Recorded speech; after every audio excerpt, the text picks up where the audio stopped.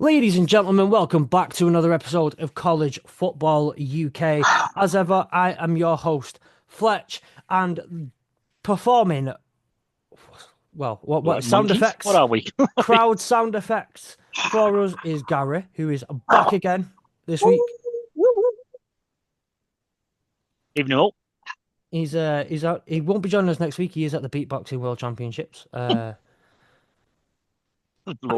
that would be Also joining embarrassing. us is Nick slash Chris, whatever your identity is this week. How are you, sir? Oh, I'm okay, thank you. Good, good, good. So, it's a busy couple of weeks all around the football world at the moment, and you might be, well, you would be remiss if you didn't. If we didn't talk about the draft a little bit, we will be talking a little bit about the NFL draft as it's the best collaboration between the NFL and college football. Yeah, but everyone's talking about it. Let's talk about something else. Everyone's talking about it, and there is other things happening in college football as well. There are spring games going on. There is the spring transfer portal that is going on right now, Drama. and lots of, as you've just said, drama. Before we get into all the drama and all the craziness, I do have to ask you all, go and follow College Football UK podcast on social media and the AAW Network on social media. All links are in the description of this episode, whether you're on YouTube or on audio only. With that also said, come and join us on Discord. We have some great conversations going, and every now when the conversations get going, they are really good across, depending on which channel you are in. We had some great college football talk, we had some great NFL talk, and the draft talk is kind of heating up quite nice as well. The last bit of AAW Network news is you will catch all three of these gorgeous faces on Monday. Well, we're recording on Monday. On Tuesday, we're going to do our annual AAW first round snake mock draft. And it is That's the easy for you perfect. to say. It is. We need to come up with a better name for You this. So really do need to I'm short that down a bit. throwing this out there, by the way, to anyone who, all two of you who listen and get this far in the episode, please send us suggestions for a first round snake mock draft. Uh, Actual name suggestions for it, and you will be credited with it, and I'll send you like a virtual high five or something. That is happening. We are drafting kind of as we speak. So if you see one of us glance over, we're not checking anything. We're just drafting in the Discord, behind the scenes. But do check Hurdle the Line on Tuesday morning or throughout the next week to see the Hurdle the Line and College Football UK collaborative episode as we draft a first round together. Now, that is the AAW news, the College Football UK news. Let's get on to the actual college football news, the bit that everyone's here for. Nick, I do believe you've got a couple of pieces for us. Some that may even indicate some more things of what we're going to be talking about later on today. Yes, as always. Um, we are at the draft end, but let's go all the way back to the other end, to the recruitment stage of bringing in high schoolers. Hmm? Right. Four-star recruit Rodney Dunham has committed to the Fighting Irish.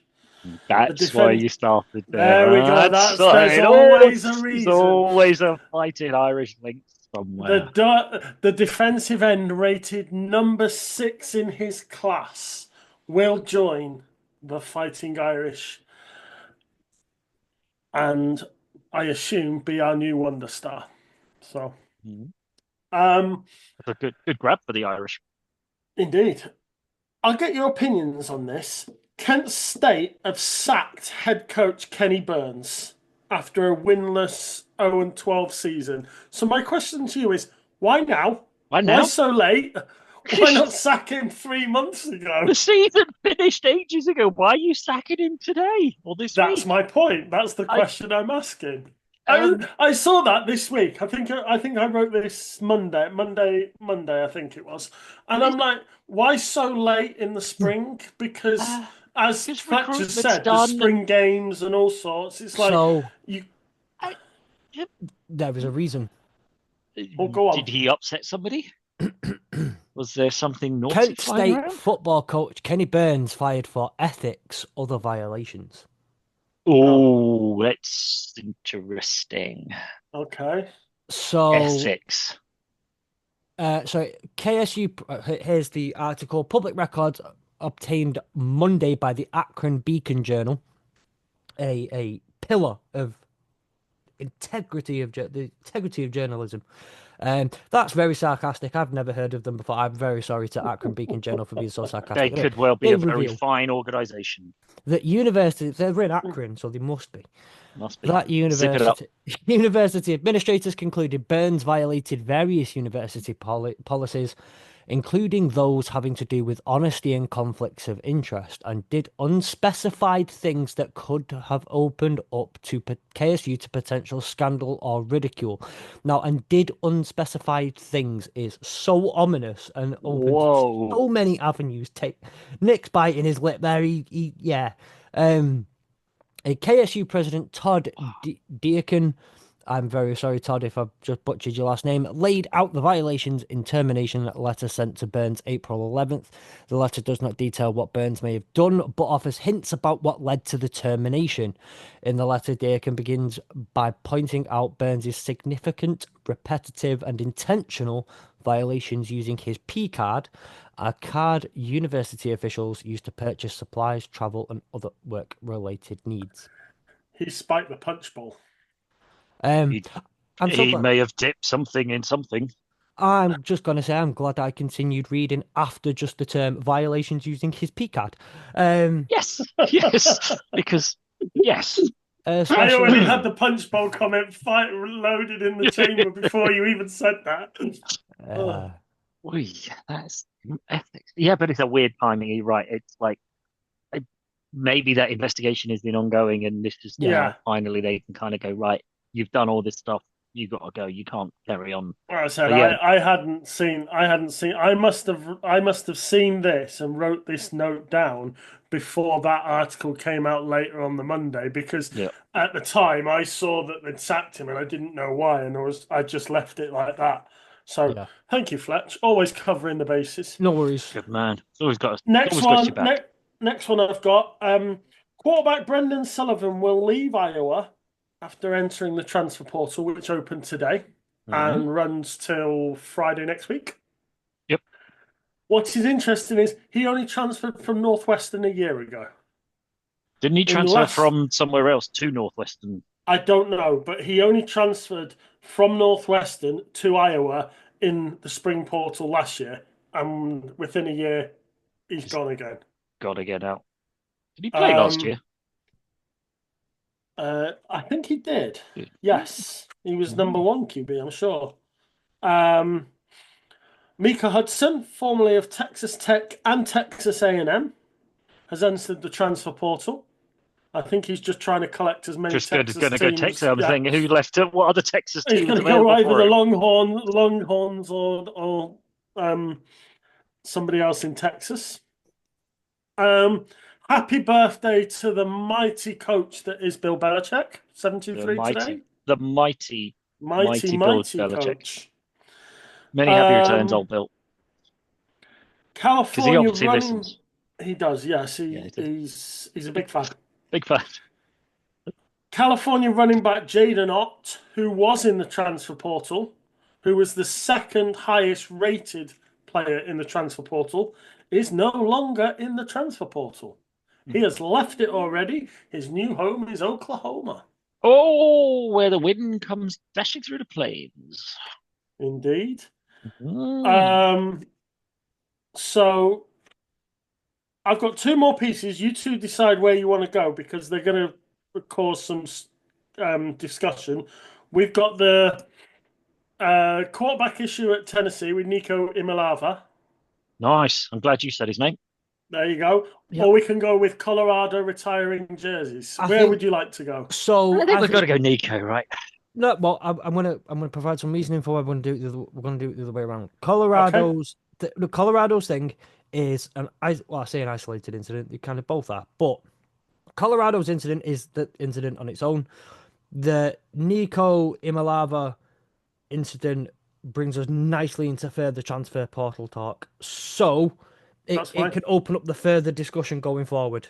So, all right. Makes sense. Okay, so the Colorado Buffaloes will retire the jersey numbers 2 and 12 this weekend as part of their spring activities. Number 2 was worn by Shedeur Sanders, and number 12 was worn by Travis Hunter. So I don't know who makes the decision to. I assume it's the school and the committee and The whatever head else. coach might have a word. I don't know. But yeah, so the two highest draftees of Colorado have had their numbers retired. Madness. Absolute madness.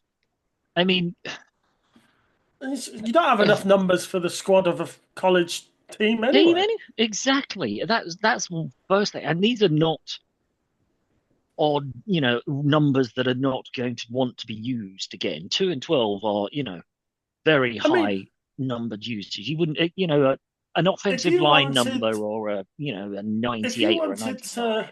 If you wanted to retire the numbers in 20 years after they've both had stellar NFL careers and have gone on them in the Colorado Hall of Fame, whatever, and they've gone on to set the world alight, then so be it.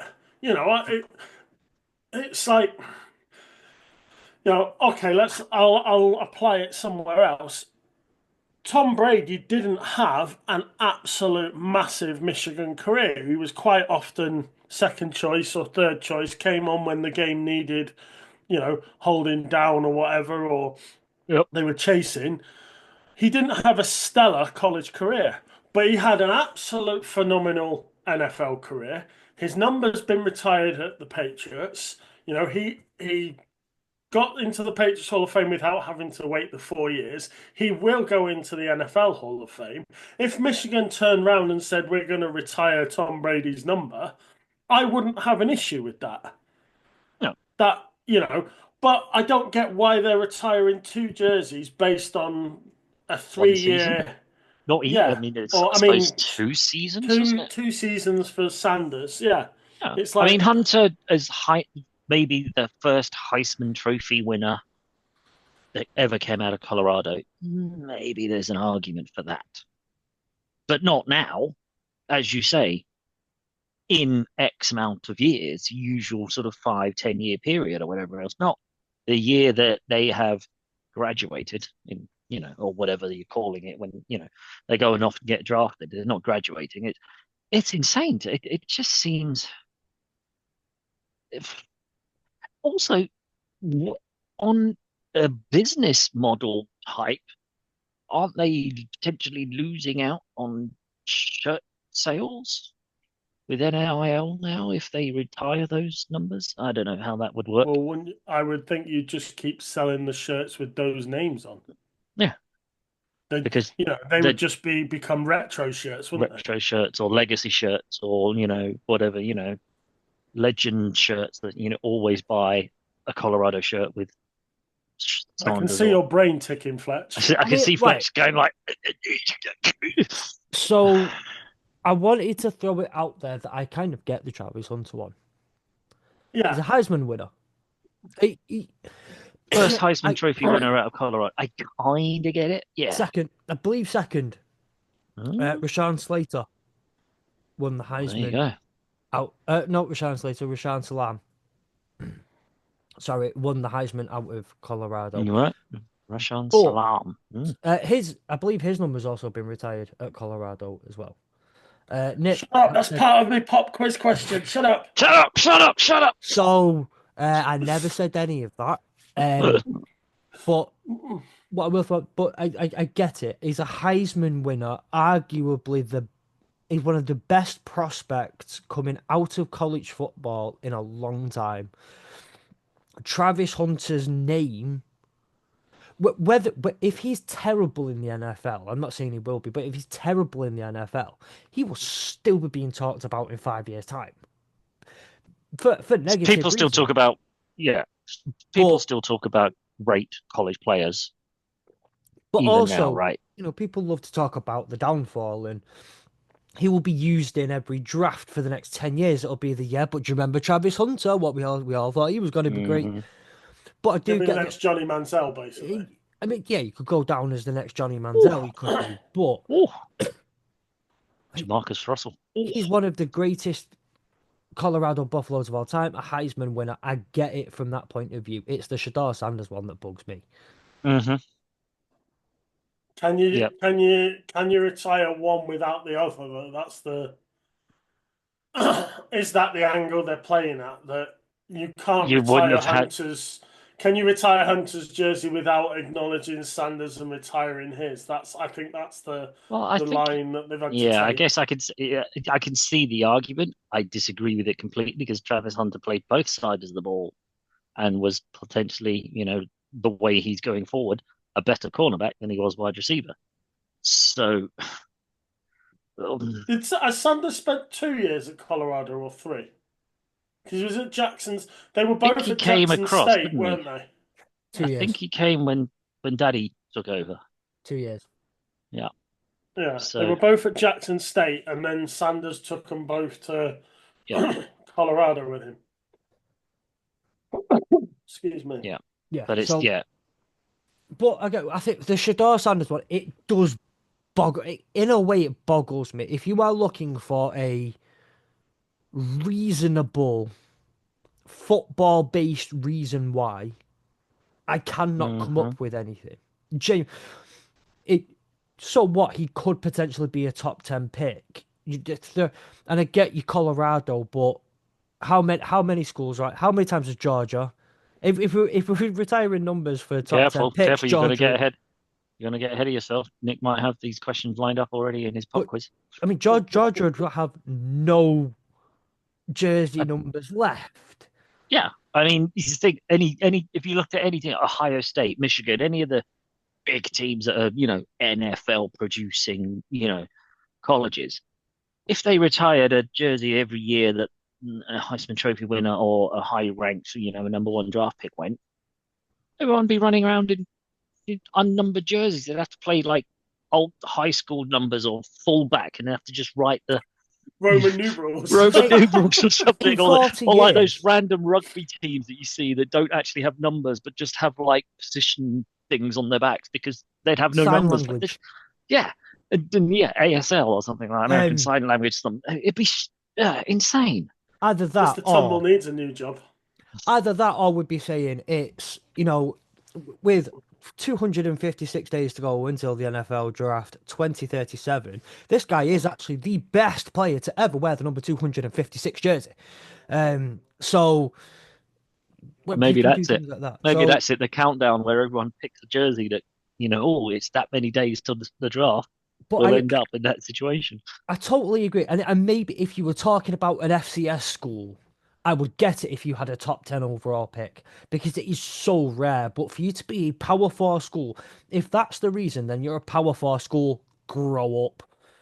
If Start acting like one. start acting, that's that whole small club mentality type thing. It's hmm the only reasonable reason I can think of is somebody within that university has just been paid a lot of money and seems to have a lot of members of that university by the bollocks and said, I would like you to do this thing because he will go. It's premature otherwise. hmm Yep. Um, not to call someone out I or think make a I claim think about that's a someone, but prime example there of what you're saying there, Fletch, I'd say. so Sorry, pop quiz question. Yeah. yeah. In the 135-year history of the Colorado Buffaloes, they have only ever retired 4 numbers.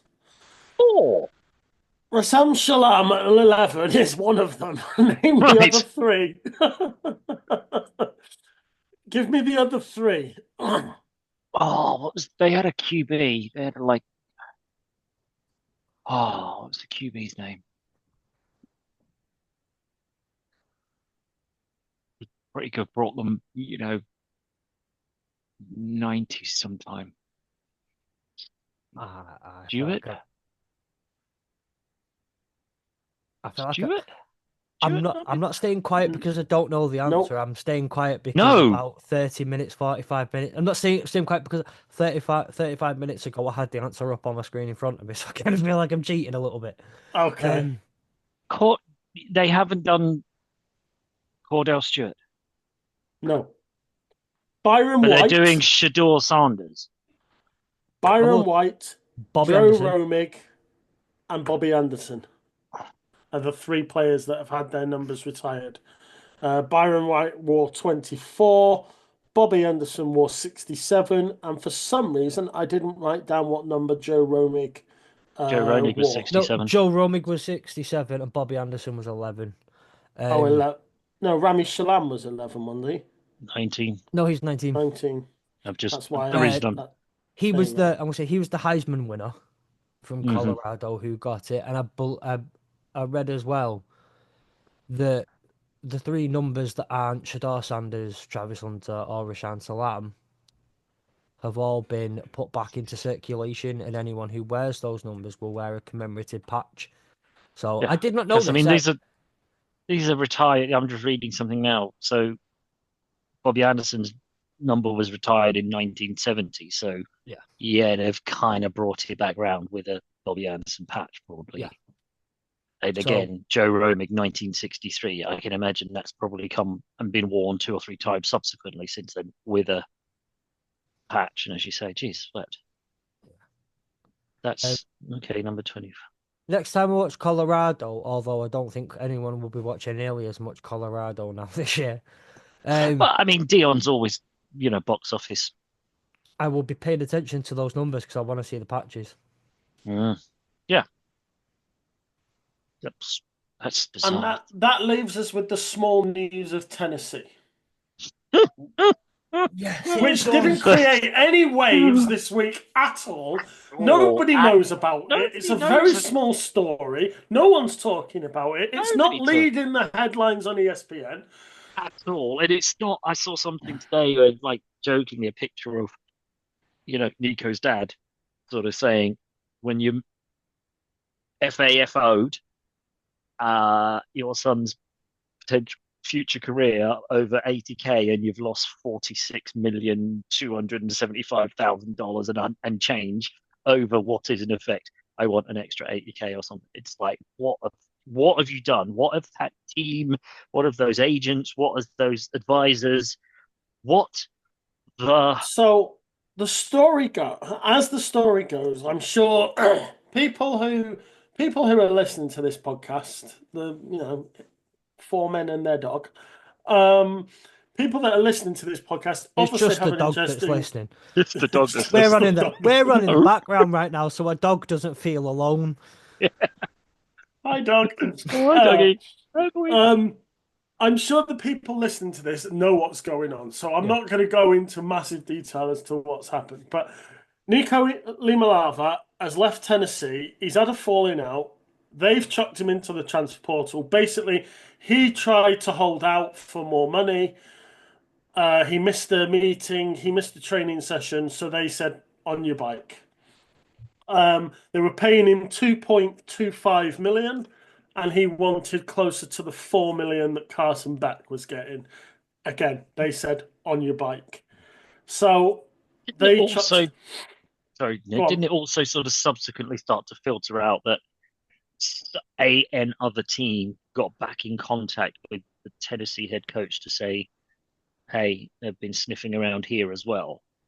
I'm not sure. I thought I read that somewhere, that somebody called up the Tennessee head coach and went. So Nico is now the number 1 rated player in the transfer portal. Nobody's touching him with a no one's touching him with a barge ball. What I'm quite interested, because he can't transfer within the SEC without redshirting. Mm-hmm. So what, Oregon, the big teams are, you've got Oregon, Notre Dame could afford him. Mm-hmm. He's a West Coast kid, so Cali probably. UCLA maybe. They're the sort of teams that he can go to, but he can't. It doesn't. So many teams are set now. It's like we talked about. Yep. Spring is well underway. Teams are getting their stuff together. So it's a very sort of late move to be made. I mean, he's got 3 seasons of eligibility left. Yeah. So I guess he could. I tried to look for a positive in this. Because everything that I've seen, it's been slating him for what he's done, and that's fine.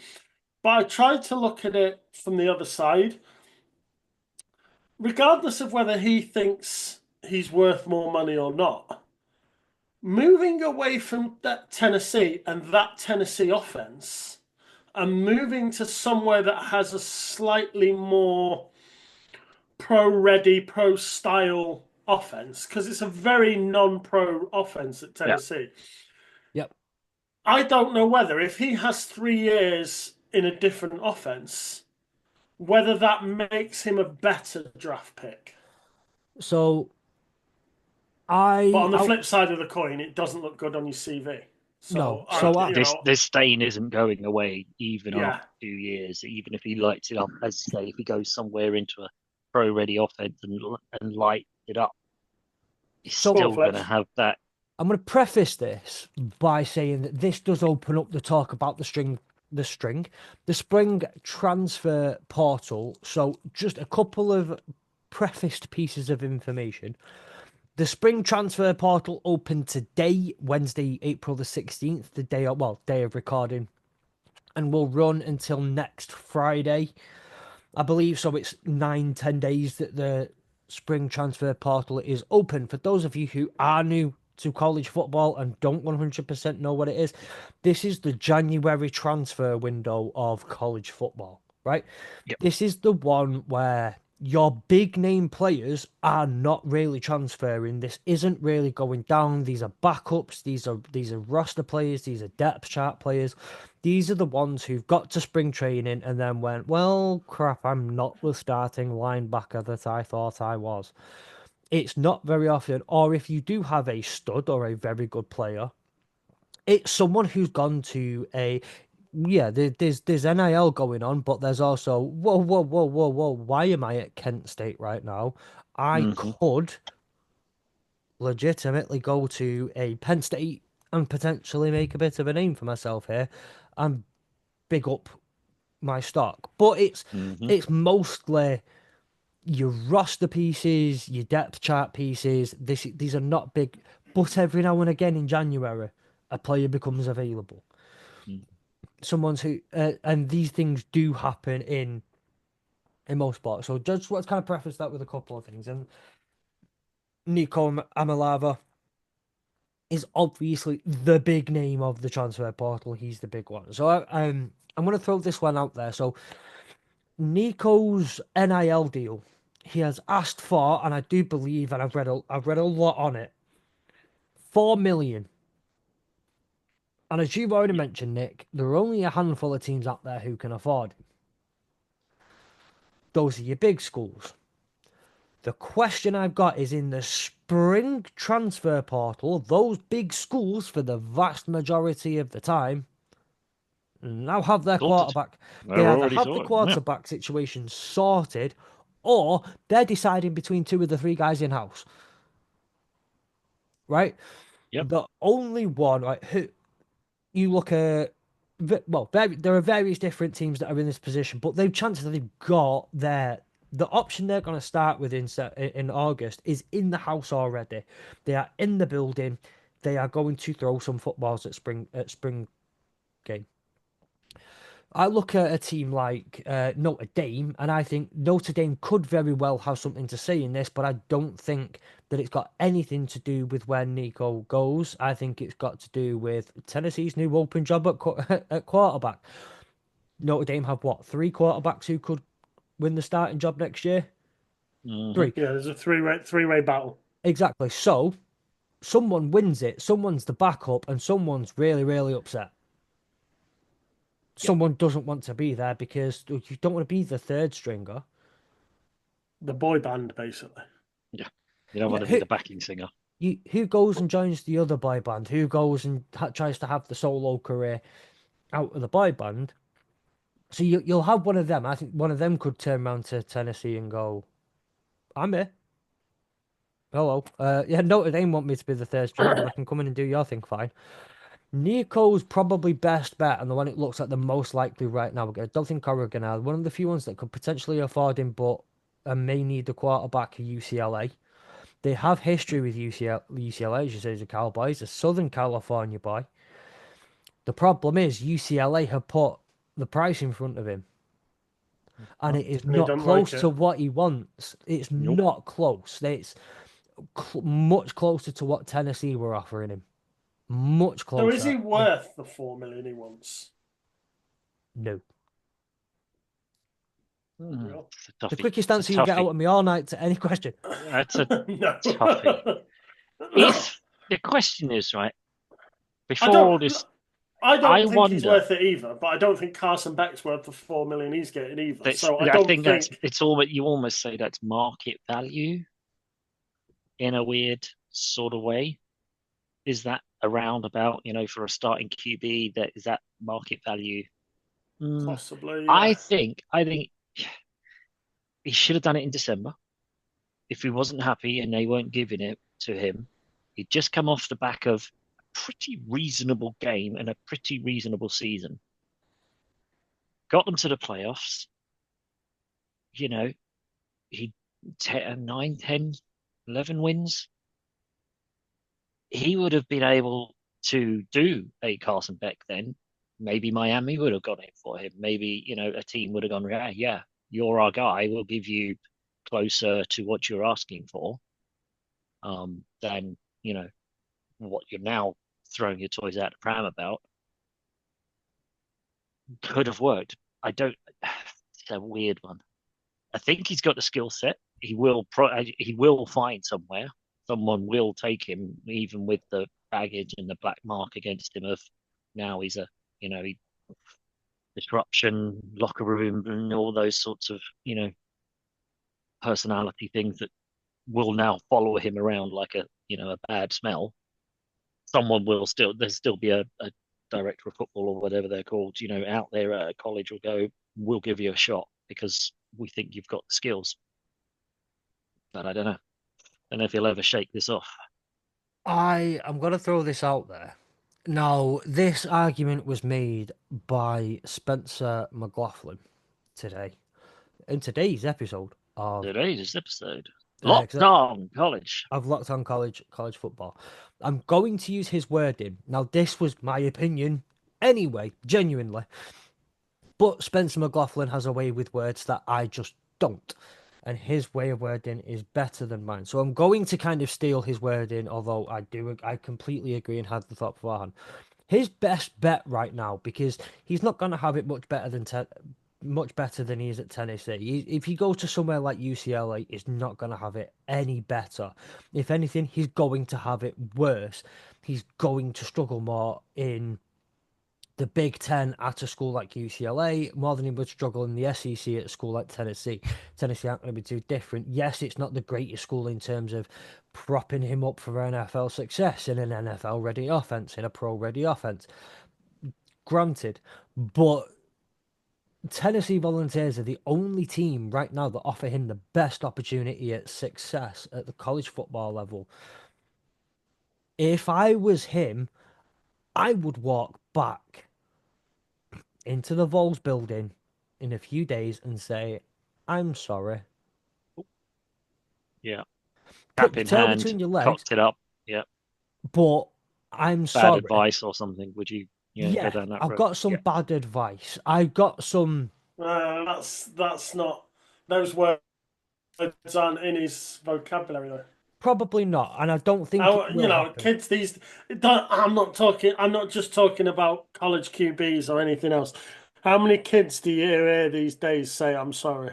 I mean, my kid. I just have to look at mine and they say "I'm sorry," but that's because they're really, really, really young. You take teenagers. How many times do you hear a teenager say "I'm sorry"? He doesn't have that vocabulary in his That in word, his that word repertoire. loses, that You word know, I loses all think meaning to to them between 14 and 20.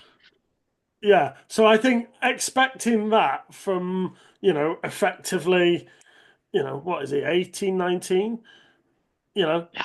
it's But you're asking for cows to jump over the moon. Mm. no, I'm not saying it will happen. I'm just saying that's his best opportunity at a successful college football career. If he can get back in the good books, yeah. Because, as you say, at Tennessee, they know his game. They have probably potentially been planning this year around his skill sets. Now they're going to have to go to the backup of whoever else is there. So he's got a chance to go back there and win the job back again, but he's going to have to do a hell of a lot of groveling and a hell of a lot of, hauling dirt up the mountain. Because would Tennessee have him back? But I think that's a great question. Because I think they've kind of haven't they kicked him out? Haven't they literally gone? Yeah, done, mate. It was Tennessee. It was the head coach Josh Hupel who said, "We're moving on. Get your ass in the transfer portal now. We're going." Yeah, basically, you go. We're done with you.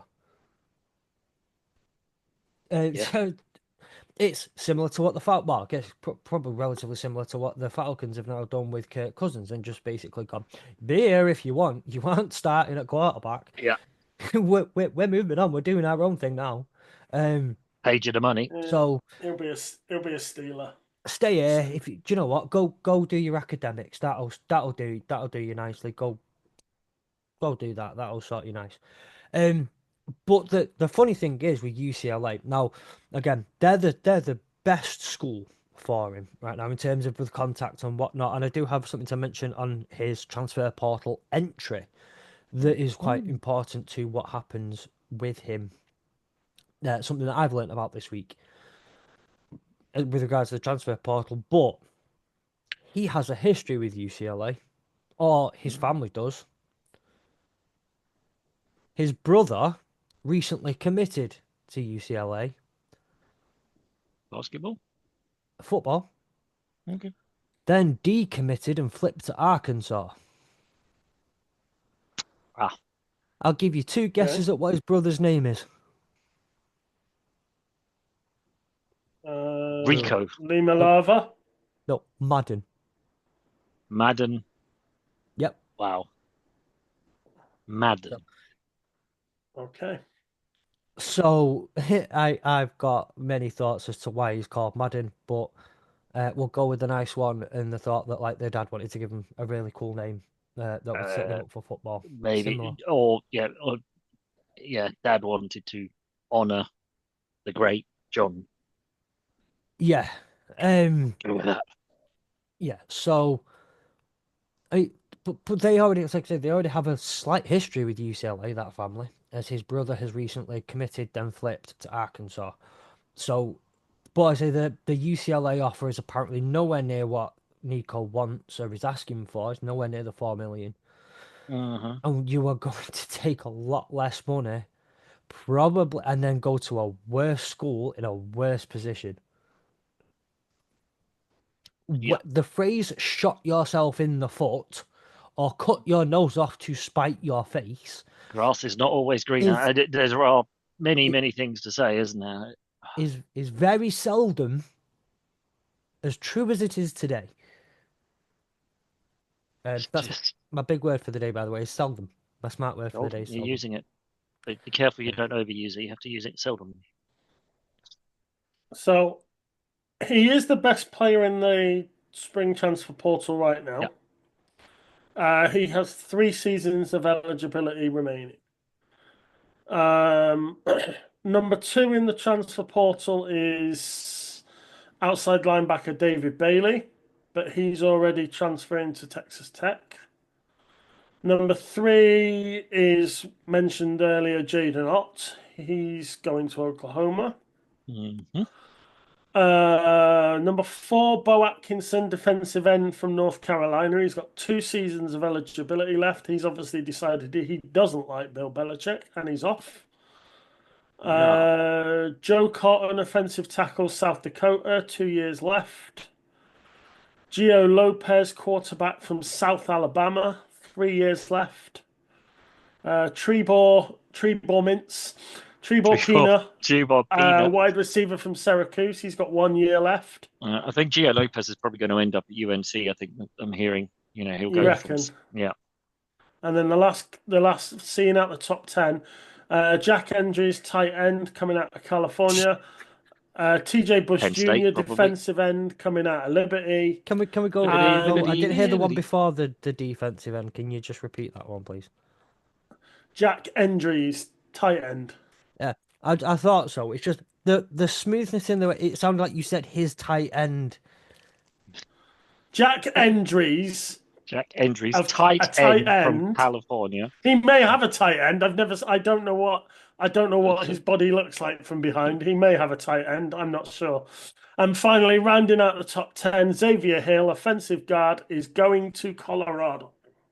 They are your top 10 that were available in the. So there's still a few from the top 10 that are available. But yeah, as you say, Nico is head and shoulders above Yeah. all of them in terms of the fact he's got 3 years to go, the fact he's a QB, and all of those sorts of stuff.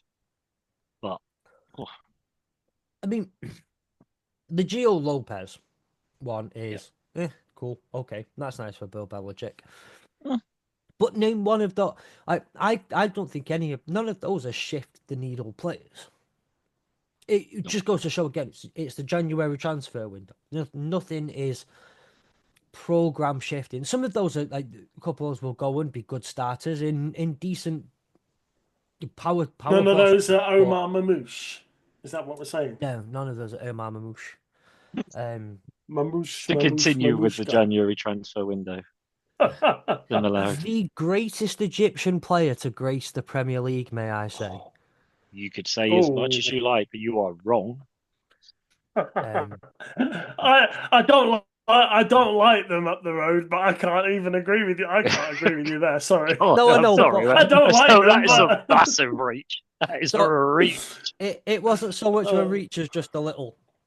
Send it out, fishing line, and see who bites. Everybody who was listening. You didn't bite the way I wanted you to. It was a disappointing one in the end, but that it was more of it was less of a reach and more just a little cast out. I heard that and went, no, you're on your own with that one. Fletch, I'm backing away from that one, mate. You're on your own. Anyway, so see that ledge? You see that ledge? You can stand there on your own. You stand there. You can go out and hang yourself out there on your own. You were also a bit of a just over that way. I didn't need to push you. You went on your own. Anyway, stick to college football, guys. We'll just go back to college football. Right. One thing I found interesting about Nico's transfer portal listing is something I've not seen before, and it has been a thing, but I've never seen it before, and I want to explain it. So he has do not contact on his transfer portal listing, which might sound counterintuitive to going into the transfer portal. It isn't, per se. Now, if you were Dave Davidson or you were Joe Bloggs out of Akron. Yeah, out of Akron. Not even Akron State. Who was the third string linebacker, the third string punter, even. I'm just going to go with about as low as you can go. Very sorry to someone out there who plays for Akron State and they are the third string punter. You are his live stream has just been shattered by some podcast in the UK. These British guys, can't wait to hear their takes on college football. It's just like, wow.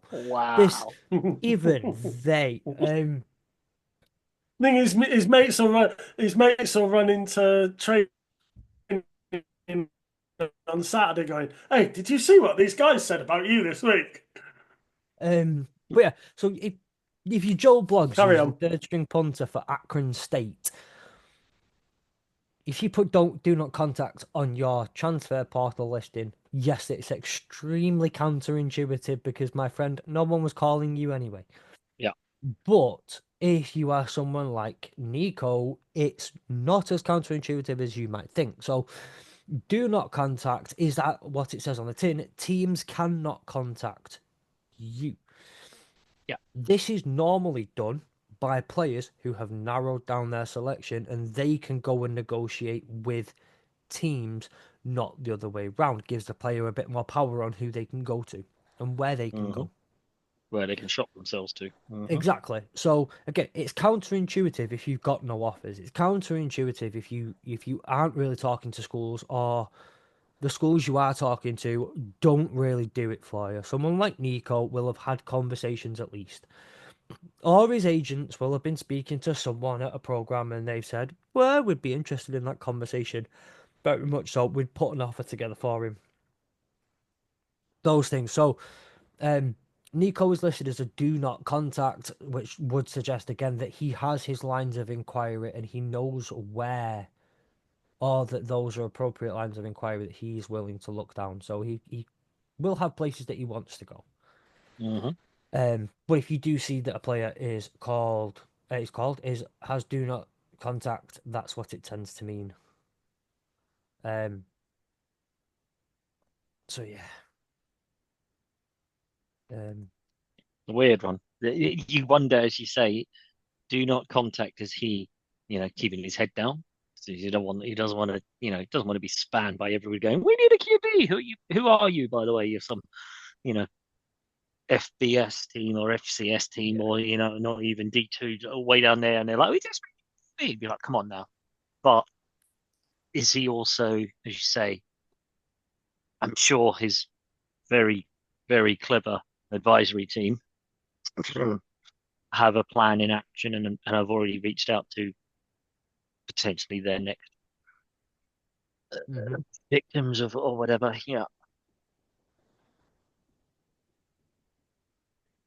it's a weird one, but it does seem a bit odd. They do not contact me. I'm in the portal. I'm shopping myself around, but only to select few. Seems a bit. Yeah. It's walking down your local high street and telling 6 shops, don't even think about inviting me in to buy anything off you. Yeah, I don't want even. Mm. Boots, you can talk to me. Yeah. Costa Coffee, you can talk to me. But H&M, don't even think about it. So, with this in mind, one of the big things that Nico did was not play in the spring game. Yep. A number of spring games have now been this weekend. There are a few storylines that come out of the spring game. It's not so much. There are very few teams, and very seldomly. See, right up again. Is there it again? He keeps coming back. True issues sorted in a spring game. If you do have a 3-way QB battle, you aren't necessarily walking away. You walk away with better information and probably leaning much more in one direction or another, but you don't necessarily make that decision on the spot there and then. But there are definitely storylines that come with spring games, and I think one of the big ones is, so we look at some of the big storylines I think would more come out of who starts at quarterback for Alabama, who looked good for Notre Dame, what does Bill Belichick's UNC look like now, Ohio State, what do they look like now? They've been through what Florida State went through last year and what Michigan went through last year, and lots of players are now either in the draft or not there anymore. This is a new look team. How do they start to look? Are there any storylines per se that interest you guys coming out of it? Not necessarily ones that are related to your team. Gary, I know that you'll probably have, even if you're not going to sit there and watch the spring game intently, there are things that you need to figure out about the Knowles this season that come out of The Knowles need to figure out about themselves this season. Like,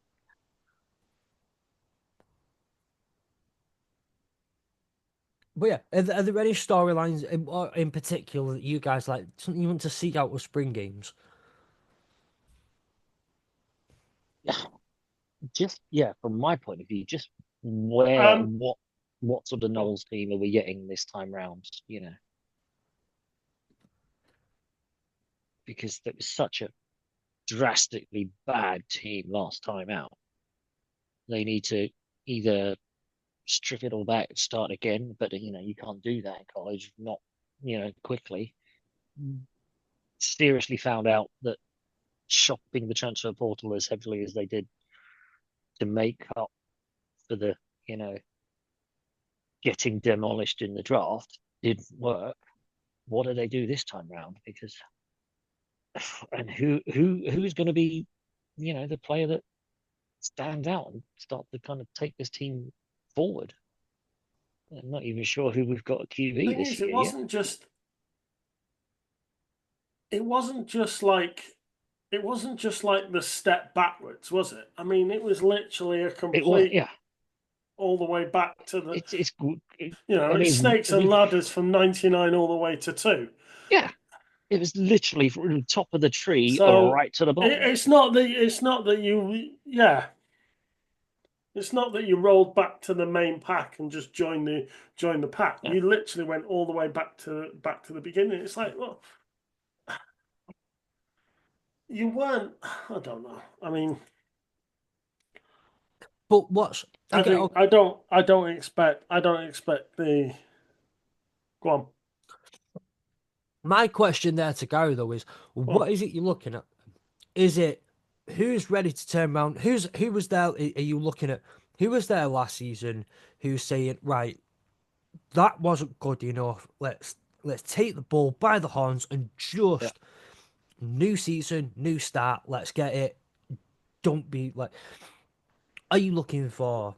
But again, is it talent that you're looking for? Is it the Coaching. attitude? I think it's coaching. I think it's got to come from the coaching staff because I just don't think. Is it scheme? Just the schematic improvements. A QB who can throw past the line of scrimmage. I mean, that's the starting point, right? Because that was just dreadful. We ended up, we laughed about it. When we were all together in Dublin, we didn't get the Clemson DJ. We got the hideous one, and we had that, and we thought it was. Then we ended up with that for 6 games before he got injured or whatever it was. He ended up doing. Unfortunately, he's still on the books, which is disturbing. It could end up still having him being our starting QB, which, if that's the case, we're in a whole world of trouble again for another year. Look out for plenty of screens and plenty of. Can I just want to. I've just found my Georgia Tech versus FSU notes that I made for the pod before we went to Dublin. Yeah. I just want to read one paragraph that I wrote regarding Florida State. At QB, Florida State now have an experienced signal caller with 40 starts, winning 30 and losing 10, racking up over 8,000 passing yards and 57 touchdowns. Why did I cry? That can't be the same guy we watched. That's the same guy. That is him. That was the guy. That was it. That's why it was almost going to be a seamless transition. Yes, we lost Jordan Travis. We lost XYZ. We got Trent, all the guys who went at the draft. But DJ came in, experienced, done all that, and would just kind of steady us and make sure. And just like, what the freaking hell? So Feely being there, the running back, that's a good sign. There's a couple of bits. Expect FSU to cover, and I would take the over. I remember that bit. Oh, wow. Well, obviously, you got DJ comes in, you expect him to get everybody on the same tune, dancing to the same tune, and instead he comes in and blows the speakers. He was. I don't know what tune he was playing, but it wasn't Florida Jazz. Some modal jazz. Georgia Tech defense, one of the worst in the conference last year. Yellow Jackets are 1-5 in season opener in the last 6 years. Nice, absolutely. I'm all thanks. You can stop now. It's like I really don't know. I really don't know what to expect from Notre Dame. It's like there's so many pieces have changed. So many key pieces, so many key players have, so it's like I don't think they'll be as good.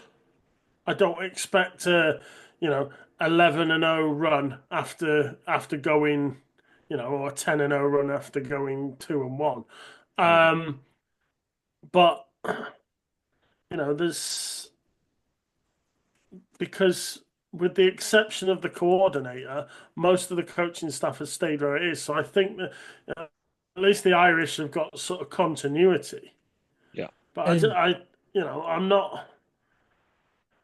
Yeah, I mean, I'm not expecting great numbers. Yeah, when you include as well with Notre Dame, you've taken that front office style approach as well. Now we're bringing people in from NFL programs and whatnot. And it's been really refreshing to see. I know you took a couple, at least one of the Lions front office guys in to kind of Yeah, build that thing. So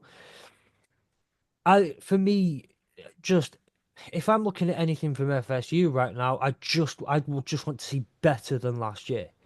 Yeah. That's all it is. And the bar is low. The bar is But low. It's just got to get, if we can get back to mid-pack, that's yeah, a yeah. step in the right You direction you because we were just so bad. you just want to say we we improved on A last year. bowl. If we could get to a bowl, if we could have a winning Uh, season and actually yeah, get to a bowl, would be like, oh, which is exactly. Well, yeah, terrifying when you think 2 seasons ago we were like, we should have been in the playoffs. We in should have the been seeded. We 14 playoffs, not in the not the 12-team 12. playoffs. Yeah.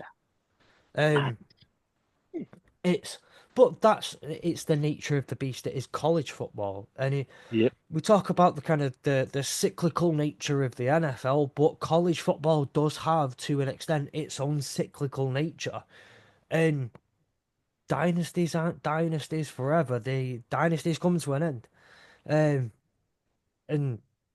these are you have to have a down year sometimes. It maybe not that down, Well, but there's down years and then there's what FSU had last year, which was an but off year. you're looking at improvement. You're just looking at saying, right, look, last year's behind us. Yeah. Let's start working our way towards.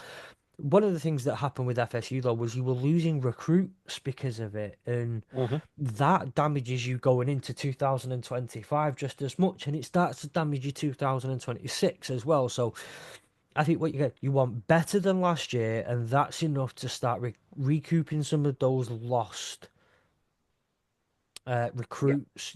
Yeah. Because Start recouping a load of that sort of stuff. absolutely, as you say, because we were so bad last year, players are coming out of high school were going, yeah, I'll go to Florida. It's like, I think I'll go to the other Florida. I think I'll go up to Yeah, Miami rather than, we lost interstate recruits to our interstate rivals because they were doing better. And, you looked at kids are going to see what happened to Florida State and go, oh, I'd rather go to a team that's winning and or looks like they're, got a program that's going in the right direction. yeah. It's Gators were better than us, which is terrifying because we thought the Gators would be the worst team in college football last season. They but so weren't. how many of us thought they would not have a head coach by game six? Like, but I think it's quite funny though to think that there's kids out there who a year ago were going, I'm going to Florida State, and then in November they were like, no, I meant like No, no, I Florida, meant the Florida. state. I'm going to The the state of Florida. state of Florida. Um, Yeah, yeah. That I like blue and orange. Yeah, rather than Nick, Nick, I kind of want to throw this one to you, for the most part, and I want to talk about UNC. This is going to be a dead horse that we're beating at, but it's at least a horse that we can beat at, I guess. Bill Belichick and UNC. You are a Patriots fan, so you have, I think, far yes. more. I think you probably want to watch this a bit closer than anyone else on this. We all want to see what happens, but you will want to Are we see. saying I'm the official? Am I the official college UK football podcast? North Carolina man.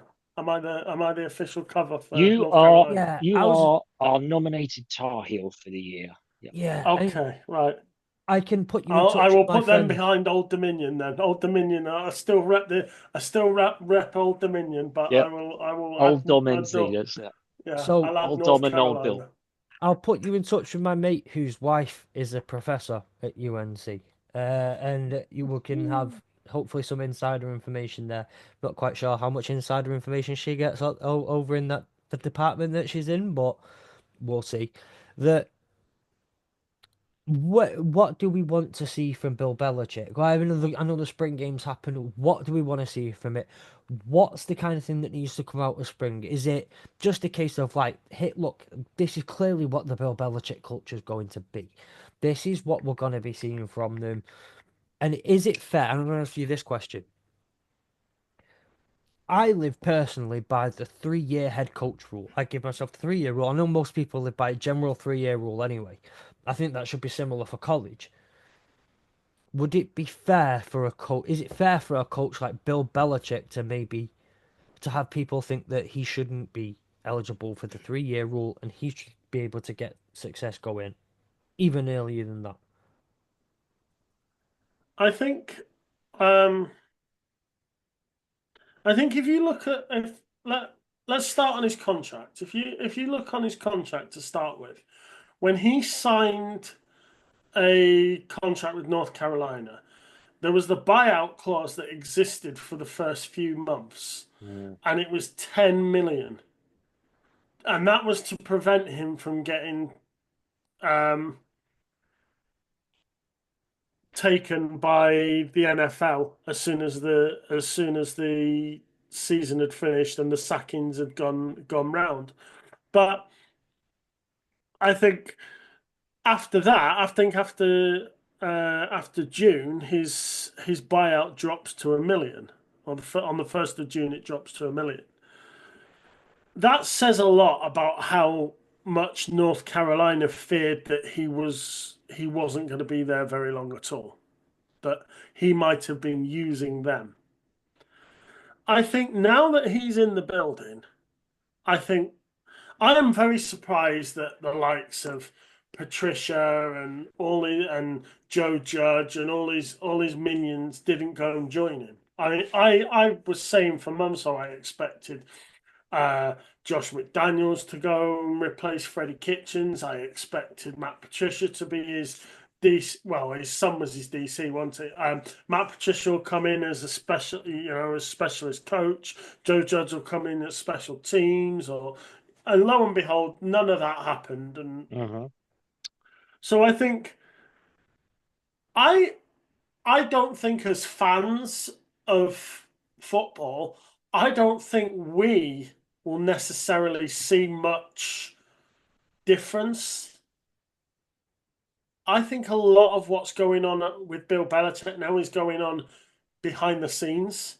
It's all about changing the structure and changing the mental side of the team. So it's almost as if I think you need to get towards the end of this portal, get out of the portal, get out of the recruitment window, you know, get out of training camp and see what you have. Because I think that's where Bill Belichick is going to operate. That's where because he said when he joined North Carolina, he planned on creating a pipeline to the NFL. Yeah. Because he knows he's not Ohio State. He knows he's not going to go and win championships. I don't think he's there to do that. I think he's there to prove that he can win at that level.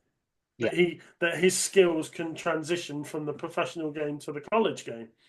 And I don't doubt that they do. But I think a lot of his skills are behind the scenes in game prep, in coaching itself. And in maximizing each player's potential against. And as fans, we don't see that day to day. Yeah. So I think it's very hard to say we're going to see this or we're going to see that. I think it's probably going to take the season for him to sort of show the positives of what he's actually applied. He's only been there 2-3 months max. He's not had a chance to put the processes, and everyone knows the Patriot way, turn up on time, all the sort of stuff that he ingrained in the Patriots over a period of years. He's probably going to take something similar, and it's going to be the Tar Heel way or whatever you want to call it. But it will be about, taking responsibility and accountability for all of your actions and stuff like that. That doesn't happen overnight. That doesn't happen by spring games. That doesn't happen flashy transfer portals when everything's all, as you say, disruptive. Once it quiets down and the spotlight shifts the NFL and whatever else and the drafts and all that sort of spring camp, when he gets the players away from the spotlight and works day in, day out to get the understanding of what he wants, that's when Bill Belichick magic will happen. You're not going to see it. I don't think we'll see it for the first time. You're right. I don't think it will be. We might get an understanding of what he's looking for, and it'll probably be. I don't want to say it's probably going to be a pretty run-heavy offense. He's probably going to want to beef up defense a little bit, and just play complementary three-phase football. He's going to make sure that the offense, doesn't leave the defense hanging. He's going to want the defense to be able to stand up and support the offense. And he's going to want to make sure his special teams flip the field when needed. It sounds pretty basic, but in the end, it's the simplicity of it that makes his job and makes him great at what he does. Yeah, I mean, it's like he had Drake May was back there last week. Drake May was back there last week having a chat with Belichick and having a visit. A couple of weeks ago, he had David Andrews in, and they had David Andrews spoke to the players. So I don't think you're going to see the best. I think this season you will see improvement, but I don't think you'll see huge benefits until sort of this time next year. But I have no doubts that he will take North Carolina in an upwards trend. I just don't know how steep that curve will be, but I do expect it to be an upwards curve. Yeah. And it's not just the change in playing style and the upward curve that the team will take. Harking back to what we just said about recruits coming out of high school, wanting to go to Florida State, suddenly changing their mind. How many players coming out of high school, when they kind of get offers and whatever else, and suddenly they look at an offer from UNC and they go, maybe they'd overlooked that 2 years ago, but then suddenly they go, I can go to UNC and be coached by the greatest coach in the history of the NFL. Yeah. Because, I mean, that's the other thing. Yes, the last 4 years of the Patriots wasn't good. Or, what? 20 won the Super Bowl 2019. Brady left at the end of 20. So it's probably, So let's say the last 4 years of the Patriots hasn't been great. Well, if you're at high school age going into college,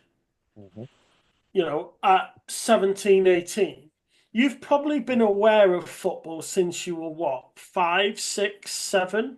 Yeah. So even if you said, okay, Bill Belichick hasn't had a great 4 years, all these guys coming into college have been paying attention to the professional game for easily nearly 10 years, if not more. And when you go, you go further back and you take a 10-year window. Bill Belichick is right up there as a man that knows football. And I think that's what gets him through. Go on. You've got the Patriots' dominance kind of had two halves to it. You've got the second half of the pure dominance in there. You've got the end of the Brady Manning rivalry. But you've got the Falcons game, Super Bowl in there. Granted, you've also got the Rams Super Bowl in that one, but you've got 3 Super Bowl wins in that period of time that you can go off. And you've got the transition into the Chiefs dynasty, which we have now. But you don't have it. People were speaking like, oh, Bill Belichick. At the time, people were saying, oh, yeah, the parents would be the ones that care about Bill Belichick and going coached by Bill Belichick. No, these kids grew up. Their formative years were Brady being the best in the league and going up against Peyton Manning, and then you had like Cam Newton coming in. And that's my point, It's not like Bill Belichick's team was slowly dipping out by then. Yeah, those, like I say, those last 4 years, granted.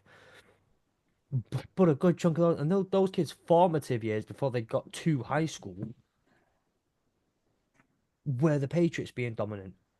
It's like you look at that Super Bowl against the Rams. Anybody can sit there, whether it's Joe Blogs or whoever. You can all sit there and say that was a terrible Super Bowl. It was boring. It wasn't very good. If you're a defensive player, if you're a kid who's 17 and you are a defensive end, a cornerback, a safety, you watch that game. That is how you play your position. That is how you, at the highest level. A coach like Sean McVay, who is as talented as talent comes, has got more, more tricks up his sleeve of, he seems to, it's just like for Bill Belichick to go, yeah, we got this, and Yeah. slap him down to almost nothing. That That's to coaching. me, that is the perfect game to show a defensive player and say, that's what I want. Even Devon McCourt, he says it on PFT when he's on a Tuesday. You can say it's a boring Super Bowl, but as a defensive player, that is a perfect game. That is perfect. That you put that up there as this is it, right? This is how you play the position. This is how you play defense. Yeah. This is. I have this argument with people all the time, including people who have watched this sport for far longer than I have. Let's not obviously, well, you guys won't. But to those UK-based people who are new listening to this, like, do not forget that the NFL has run in the UK and been available to UK viewers since the 80s. Right? The NFL isn't brand new to the United Kingdom. Yeah. There are lots of people who've watched the game for that long, who've pinned their colours to the mast in the early 90s and have watched this game since before I was born, who still just, if it's not an offensive shootout, it's boring. Mm-hmm. I think a true test of how much someone truly loves the sport of American football. It might sound like a bit of a no true Scotsman type fallacy here, and I get it. But if you can appreciate defensive masterclass, if you can see that there are games, and there were a number of games in the NFL this year, and there were always ones in college where the score is ridiculously low, and it is because it's two terrible offenses going at each other. Or not even necessarily terrible offenses in general, but I believe the 49ers were involved in one of them this year. Where we were a bad offense. It was bad offense that was played. Wasn't good defense. It was bad offense. Those games are boring. Or they're funny. Yeah, they're good for all their own reasons. They're funny if you're watching as a neutral. Put it this way: when I went to Atlanta in October and I watched Georgia State versus Old Dominion, that was not a high quality defensive game. It wasn't a high scoring game, but it wasn't a high quality it wasn't because the defensive defenses were good. Yeah.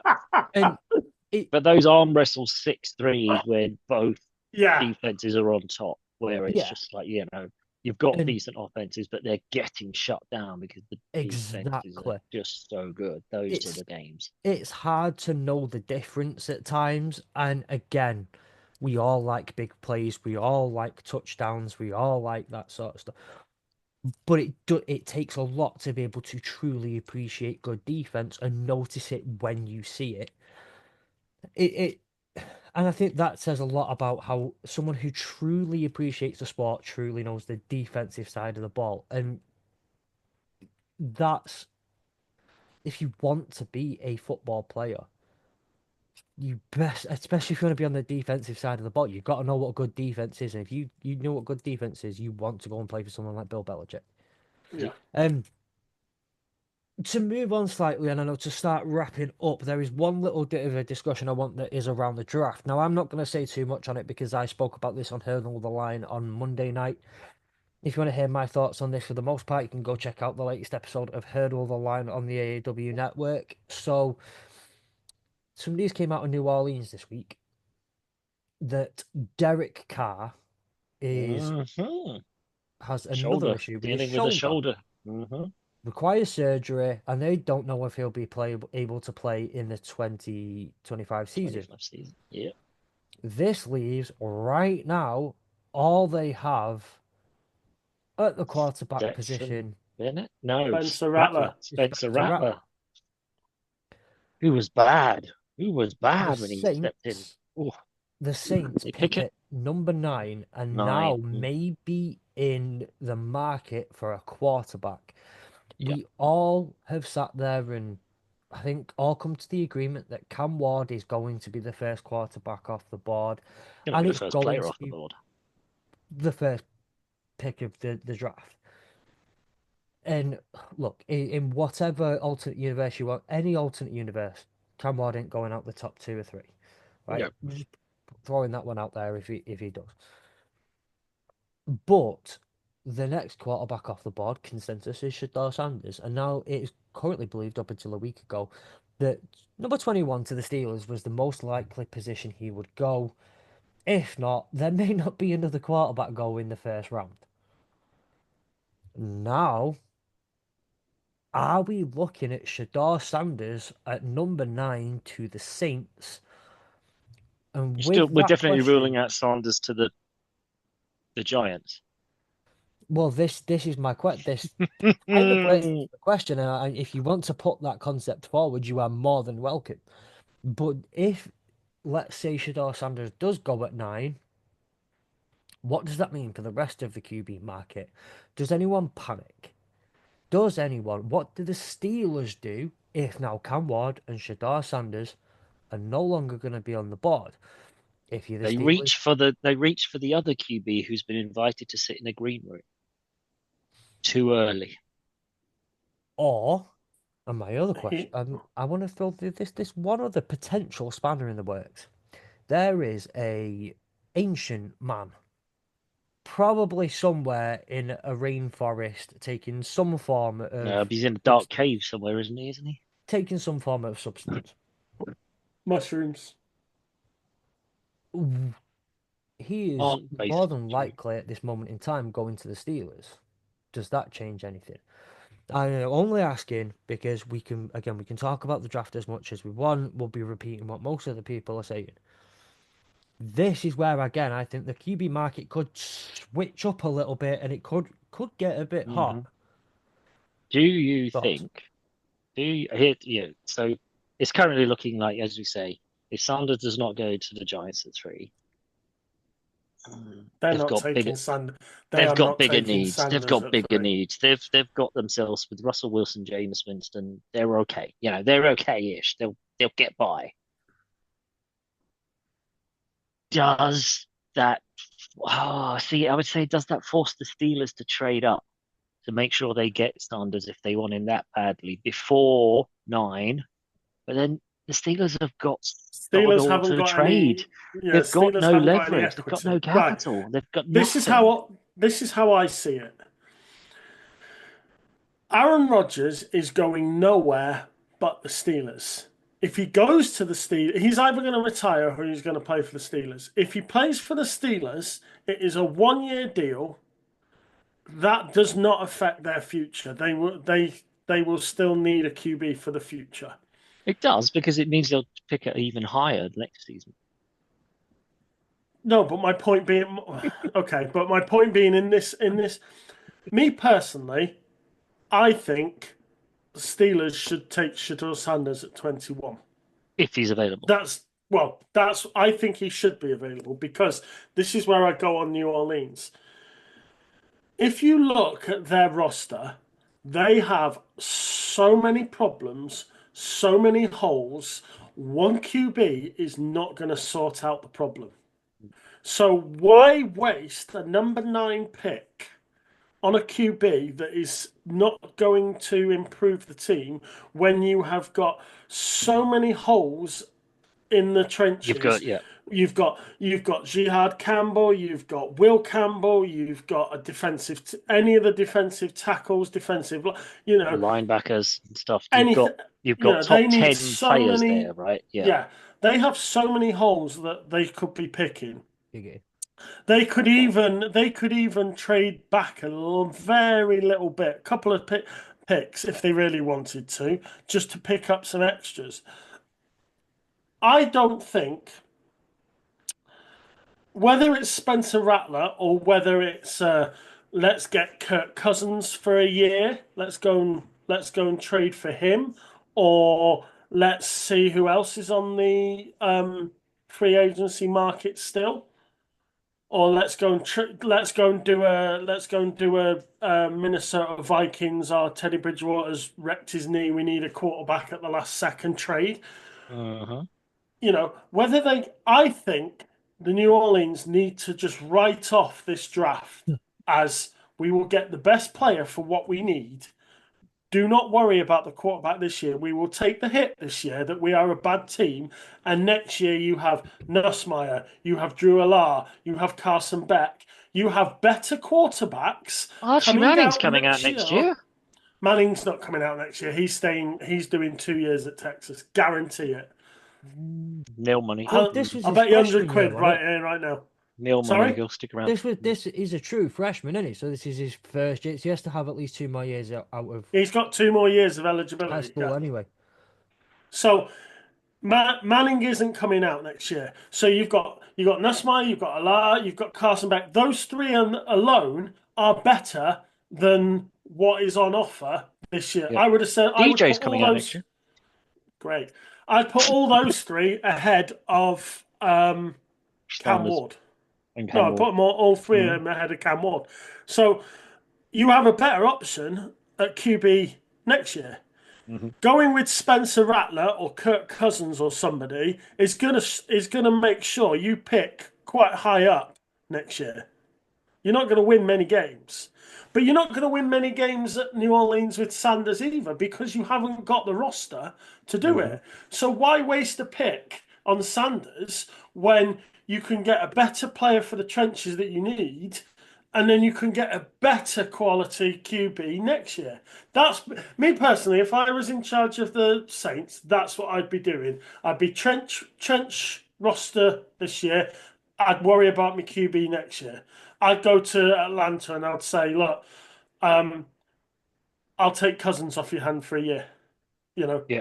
just because that's somebody who's better than Spencer Rattler, who's available, but is not going to win you so many games that's going to put you so high up the draft that you can't draft a good position.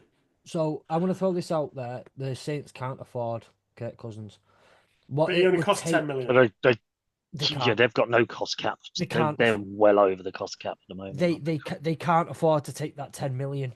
They just Right, can't. okay. So, but I look, they're obviously cap is So generally. you roll with Spencer Rattler then? So I want to say, but as a whole, cap is a myth, right? And these things can change. Proven that, yeah. For the Saints, that cap. Oh god damn, that cap is real. But they have 9 picks this draft, whereas the Steelers have 5. Yeah, 5. If I'm the Saints, I'm saying potentially that is the second quarterback on the roster on a 5-year rookie deal now. It is kind of, and I'm not saying it's exactly the same, but I do want to kind of put it in a similar ilk to the Atlanta Falcons select Michael Penix Jr. You have no guarantees next year. You have none. No. If you are one of those, like, because I think, again, I've been one of those who said I like Shadar. I really, really do. And I'm not saying he's the answer. I'm not saying he's better than Drew Aller. I'm not saying he's better than any of the other guys. But what I'm saying is, if you like the guy, and you truly think that you can make something work with him in the NFL.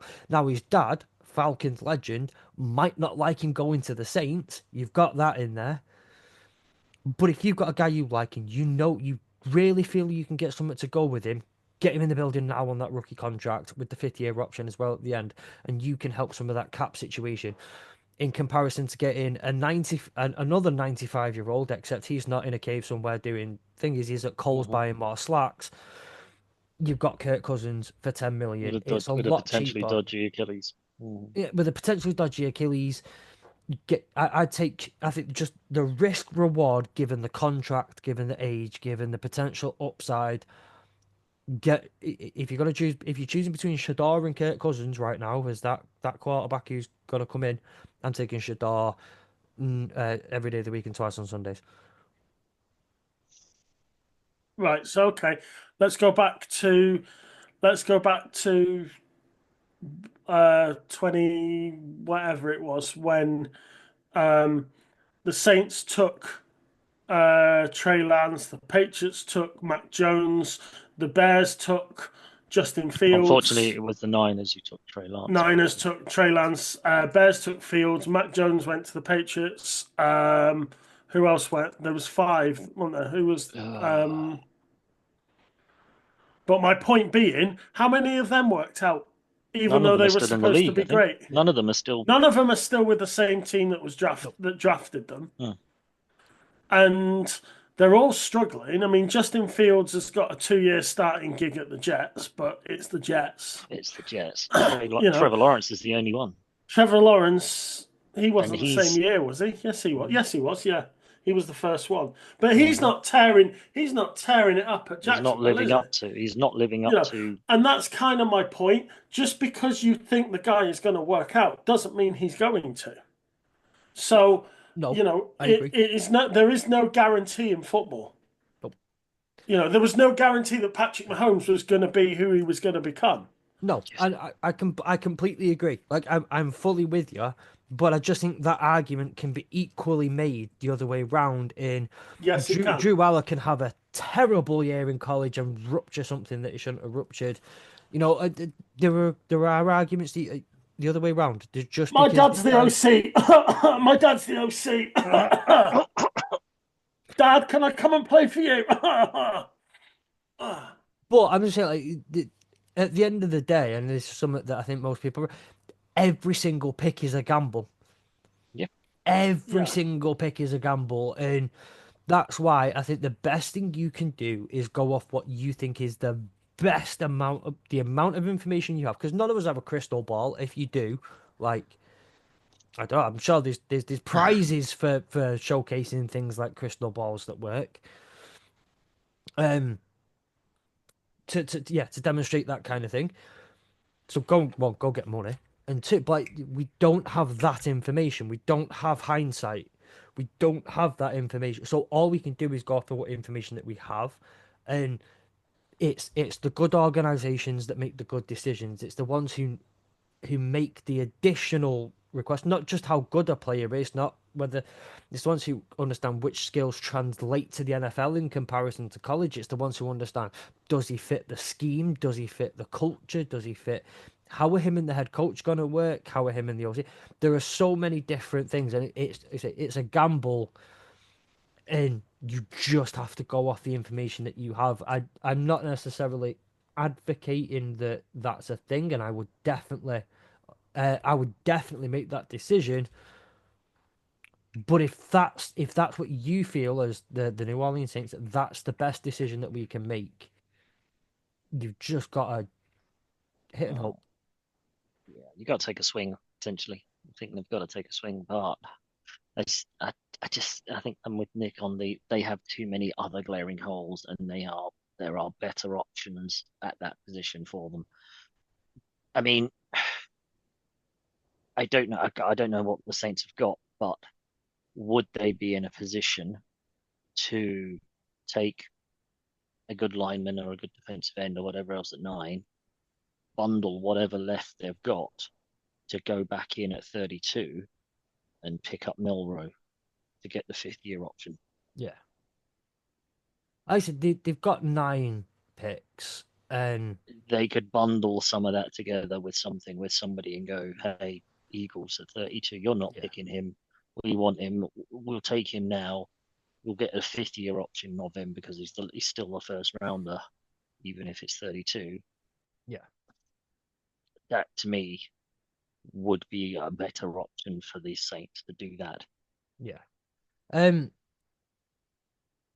Now we're going to do that thing. Have you ever walked into a conversation or walked into a group of mates and they've gone and walked off straight away? We're about to do this to Sam right now. He's just walked into the Zoom. Literally just started. Right, we're wrapping Cheers, up lads. now. Thanks very much, boys. Great to speak to you. Just because me and Sam need to have a chat after the call is ended. So on this note, I'm going to say that it's also, about time that we wrap up. Sorry? Quickly, I'm just going to mention this. I think we mentioned it last week, but Jaden Milroe getting the invite to the green room at the draft. Does somebody know something? Or is he just going to be the go and look at him getting disappointed? Is he going to sit there and watch the whole first round draft go by? According to what came out yesterday, apparently the NFL invited 25 people, of which 17 have said that they would attend. Of the 17 attending, 12 are players that the NFL believe are guaranteed to be picked first round. The other 5, including Jaden Milroe, are what they believe to be good stories. I.e., if this guy gets selected, it's a great story for him. It's a great story for the league. You know, he's not necessarily there because he's expected or guaranteed to go. It's there because he's a great story. He might go. Somebody might reach. Somebody might panic, as we just talked about. And Jalen Milroe is one of those. But also, well, I don't want it for Jalen Milroe. He doesn't seem like a bad guy. I don't want it. But could he be this year's Will Levis? Why does he have Mayo in his team? Yeah, is he bringing his girlfriend? Mm. Because that was my favourite thing about the Will Levis draft is his girlfriend getting repeatedly less attracted to him as the night went on. How many of his teammates went to his birthday party? Anyway. So with that in mind, I think this is the best place to end it. Again, I told you all earlier, if you've stuck with us, all the different things that happen on the AAW network right now. On Monday night, we'll be recording our first round snake mock draft. Seriously, come on, someone, please. Someone come up with a better name. AAW Network first round snake draft. But that will be a collaboration between Hurdle the Line and College Football UK. All of us will be on there doing the draft. It's going to be a lot of fun. Is that seeing as Sam plays both sides and Sam is a Hurdle the Line guy? Sorry, is that going back to what we said about I'm going to hold myself together. Is that what we said last week about the College Football Podcast handing over our year's work to the Hurdle the Line? Is that the official handing over ceremony on Monday? Yes, so you know when you watch games I don't know, you watch a game on Sky Sports, 2 teams are playing, and you always get that one pundit who played for both teams. Yeah. So we can either consider that to be Sam, or we can consider Sam to be our Travis Hunter. Okay. I prefer to see Sam as our Travis Hunter, as our Heisman winner. Do we have to retire a shirt for him as well? He could also be your Steve McManaman who covers City versus Liverpool type thing. And is not neutral at all. No, not neutral at all. Yeah. So, on that note, go and watch that on Tuesday morning on the audio only or on YouTube. That's going to be a lot of fun. Over on the Patriots touchback, because we have those now, they've done a fantastic last couple of episodes, offensive and defense. Well, they've done breakdowns of loads of different plays in the draft on both sides of the ball. Go and check those out. We're going to be very, very, very good to see. Those are on the Pat's Touchback channels. We have a live mock draft on Tuesday.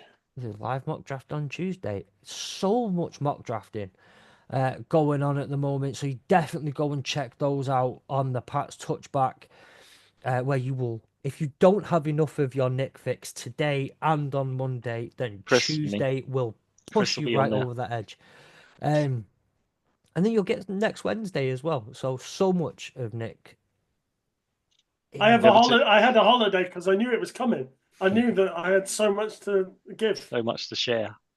So with all that, go to the links in our bio. Go and check those out. Come follow us on the socials. Come chat with us. Come talk to us. And the best place you can do that also is on our Discord channel, where we have so many channels: football, other sports, life, memes. Please, more memes. Need memes in the memes channel. That's where I'm heading right now. So I will see you all. We will see you all in a few days' time. Hopefully on Hurdle the Line. If not, we'll see you next week on here. Guys, see you later. Bye, guys. Boy.